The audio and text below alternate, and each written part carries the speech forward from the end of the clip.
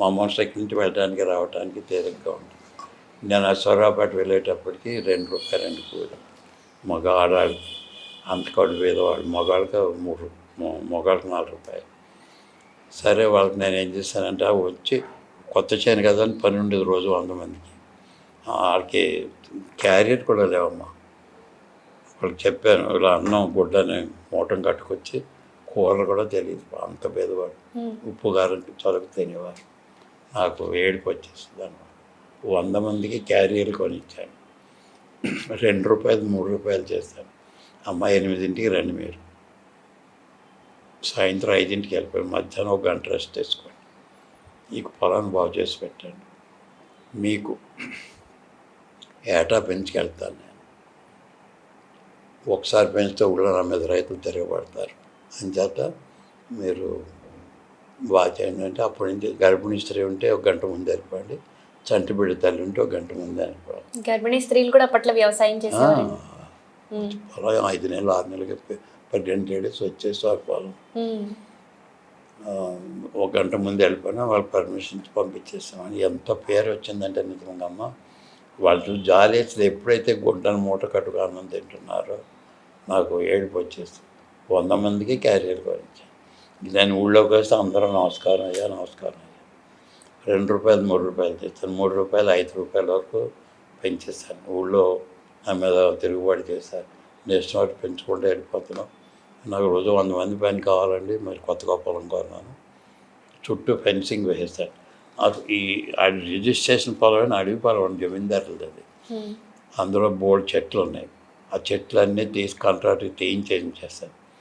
అక్కడ forest department వెళ్ళిన దగ్గరికి వచ్చి ఈ చెట్లన్నీ బొగ్గు కాల్చుకుంటే డబ్బు వస్తుందని మీకు చుట్టూ ఫెన్సింగ్ వేసుకుంటారు, కానీ ఇక్కడ లేళ్ళు దుప్పులు ఎక్కువ తిరుగుతాయి, అడవి పందులు అని వాళ్ళే సలహా చెప్పారు. మేము చెప్పినట్టు చెప్పకండి. సరే, నేను ఖమ్మం వెళ్ళి డిస్ట్రిక్ట్ ఫారెస్ట్ ఆఫీసర్ని కలిసి ఇలా నా పొలం కొన్నాను, చాలా చెట్లు వచ్చినాయి, నాకు కోల్ కాల్చుకోవడానికి పర్మిషన్, బొగ్గు కాల్చుకోవడానికి పర్మిషన్ అంటే ఇవ్వం, చుట్టూ అంత ఫారెస్ట్ ఉంది ఇవ్వను. ఆయన డిఎఫ్ తర్వాత పైన ఇంకొక అధికారి ఉంటారు. ఆయన అప్పుడే నాకు 85 జూన్ 5 ఇంటర్నేషనల్ అవార్డు వచ్చింది. అది చూపించింది, నాకు ఇంటర్నేషనల్ అవార్డు వచ్చిందండి, మీరు నాకు బొగ్గు కాల్చుకొని పర్మిషన్ ఇప్పించండి సార్ అంటే, నేను వస్తానని చెప్పి ఆయన స్వయంగా వచ్చి చూసి, మా ఫారెస్ట్లో ఒక మొక్క కూడా కొట్టకూడదు, ఇదంతా బొగ్గు కాల్చు, నువ్వు తప్పు చేయకపోతే నీ బొగ్గు అంతా అమ్ముకోవచ్చు, ఏం పర్వాలేదు, న్యాయం జరుగుతుందంటే కాల్చి విధానంతో బొగ్గు కాల్చి వెళ్తామని వాళ్ళ చేతి బొగ్గు కాల్చుకుంటే ₹1,60,000 వచ్చింది. మొత్తం చెరువు మా 60 ఎకరాల చేను చుట్టూ అడవి పందులు కానీ లేళ్ళు కానీ లోపల రాకుండా, ఇతర అక్కడ దోళ్ళు ఇప్పేస్తారు మేతలకి, లోపల రాకుండా మన పంట పాడకుండా ఫెన్సింగ్ వేస్తారు. ఆశ్చర్యపోయారు అందరూ. మొట్టమొదటిసారి మొక్కసానే వేశాను, ఆడ మగ వేరే మామూలు వేశాను. 30 క్వింటాల్స్ వచ్చింది. 30 క్వింటాల్స్ మా అల్లుడి గారికి వైజాగ్లో పౌల్ట్రీ ఫార్మ్ ఉంది, ఆయన పంపించేసారు లారీలో. ఆవిడ జమీందారు గారు అక్కడికి ఎవరో వెళ్ళరు, రెండో కుర్చీ ఉంటుంది, వాళ్ళ అలవాటు అక్కడ అంత ఇది అహంకారం అన్నమాట. అంతేదా నక్సలైట్స్ పుట్టారు. అది జోళ్ళు వేసుకుని కూడా నడవడానికి ఏదో వాళ్ళ ముందు ఆయన దగ్గరికి నమస్కారం పెట్టి వెనక్కి తిరగకూడదు, వాళ్ళ వెనక నమస్కారం పెట్టి వెనక్కి వచ్చి అప్పుడు బయటికి వెళ్ళాలన్నమాట. అంత వాళ్ళ అలవాట్లే అవి. ఆ పూర్వ రాజులు జమీందారులు అలా బతికేవారు అనమాట. అందుకే నక్సలైట్లు పుట్టారు. సరే, ₹5 అయిన తర్వాత మగవాళ్ళకేమో 10 చేస్తాను, ఆడవాళ్ళకి 5 చేస్తాను. ఒక మిడ్ నైట్ భారతి ఎంఏ ఆవిడ, ఆ నక్సలైట్లో ఉందనుకుంటా, మనకి తెలియదండి. జీప్ వేసుకొని ఇద్దరు గన్మెన్లు ఆవిడ జరుగుగాను వచ్చారు. మాకు 6 మనుషులు ఉండేవారు, వాళ్ళకి ఇల్లు వేసి 6 కాపురాలు అక్కడే ఉండేవారు. నాకు వంట మనిషి ఫ్యామిలీ ఎప్పుడు షిఫ్ట్ చేయలేదు. ఒక వంట మనిషిని పెట్టి నేను వండేవాడిని.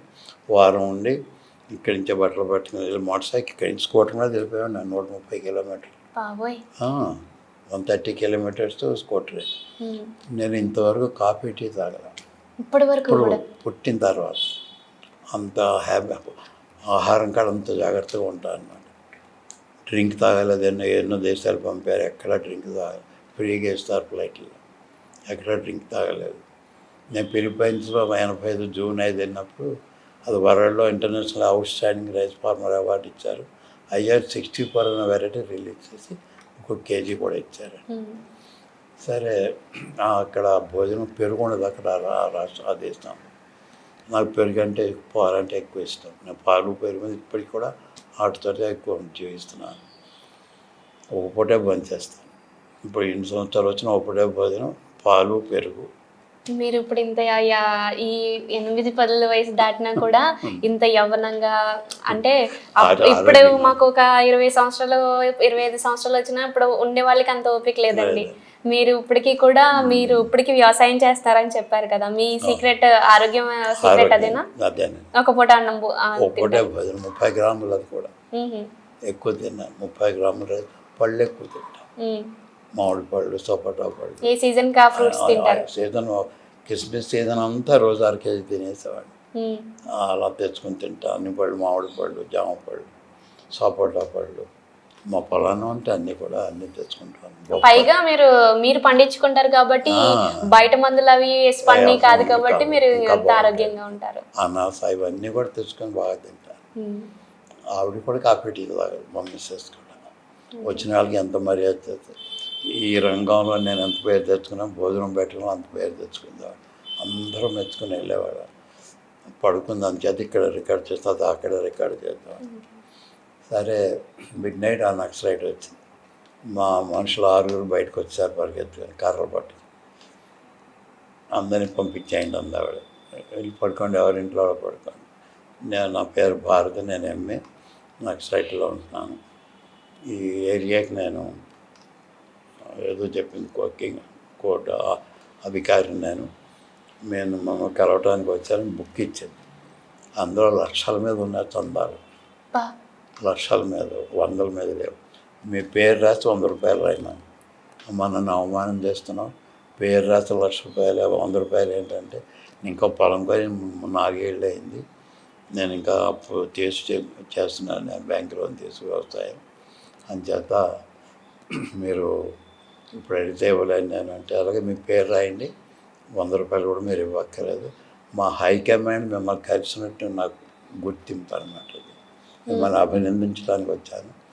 ₹2 ₹5 తీస్తారంటే, ₹5 ₹20 చేస్తాను. మీ ఏరియాలో ₹20 ఇస్తారట కదండి, మా ఏరియా ₹20 అన్న. అవి ఇచ్చామని ఒక్కసారినే పెంచితే ఊళ్ళో రైతులందరూ తిరుగుబాటు చేస్తారు. నేను అలా చేయలేను, పెంచుకుంటూ వెళ్తాం. ₹20 తొందరలోనే అయిపోతుంది, పెంచుకుంటూ వెళ్తాను. సరే సంతోషపడితే పేరు రాసి ₹100 కూడా తీసుకోలేదు. మీకు ఎవరైనా ఏదైనా అపకారం చేస్తే ఇతను వస్తాడు రహస్యంగా మీ దగ్గర, అతనికి చెప్పండి, మీకు నష్టం చేసే వాళ్ళ సంగతి మేము చూసుకుంటాం అని.